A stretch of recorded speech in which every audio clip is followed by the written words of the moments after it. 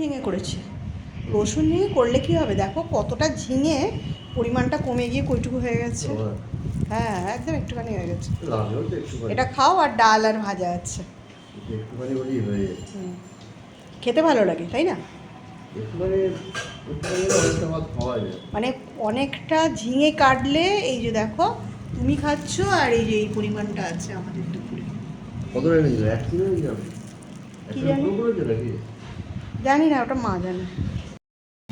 ভাজাটা নাও আর ডাল দিচ্ছি, আজ মসুর ডাল করেছি।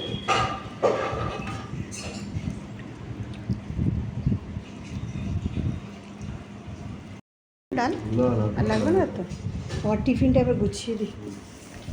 রুটি দিয়েছি, আজকে তো বাঁধাকপির তরকারি করেছি।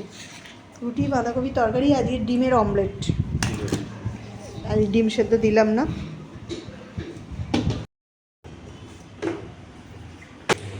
আজকে সকালে রুটি দিয়ে খাবার জন্য করেছিলাম বাঁধাকপির তরকারি।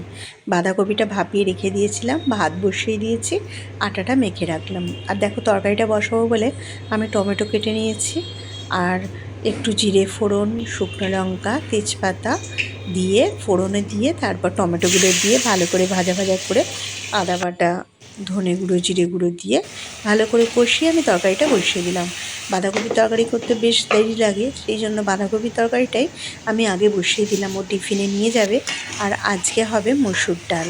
মুসুরির ডালটা আজকে পেঁয়াজ দিয়ে করার কথা ছিল, কিন্তু শাশুড়িমা বললো যে পেঁয়াজ দিয়ে করতে হবে না, তাই জন্য আজকে রসুন ফোড়ন দিয়ে করলাম। আর এইদিকে তরকারিটা হয়ে গেছে বলে আমি ঘি আর গরম মশলা দিয়ে নামিয়ে রাখলাম, আর তারপর রুটিটা করে নিলাম।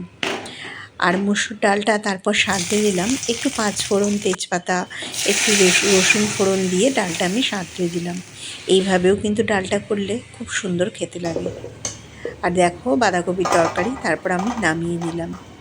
বাঁধাকপি তরকারিটা হয়ে যাবার পর এখনও ডিমের অমলেট করতে হবে, আর ডালটাও সাবধানে হয়ে গেছে, তারপর ডালও আমি নামিয়ে নিলাম।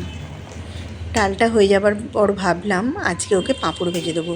আর দেখো রসুন ঝিঙে হবে, তো ঝিঙেটাকে ভালো করে একটু হলুদ গুঁড়ো, নুন পরিমাণ মতো দিয়ে, একটু সর্ষে বাটা দিয়ে এটাকে নরম করে রাখা ছিল, সকালবেলা রসুন দিয়ে সাঁতলে দিলাম। আর তারপর ওর টিফিনে দেবো বলে ডিমের অমলেট করে দিলাম, আর ও খেয়ে যাবে বলে পাঁপড়টাও ভেজে নিলাম। সকালের মতো মোটামুটি রান্না আমাদের হয়ে গেল, আর বেলায় মাছ হবে।